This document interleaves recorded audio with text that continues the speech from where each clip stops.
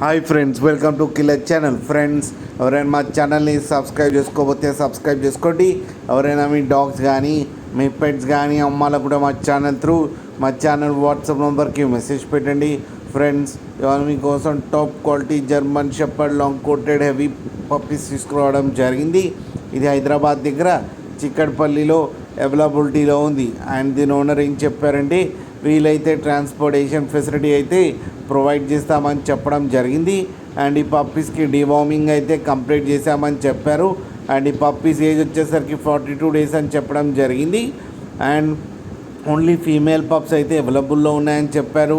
And each female పప్పీకి వచ్చి 9,000 rupees అయితే demand చేస్తున్నారు.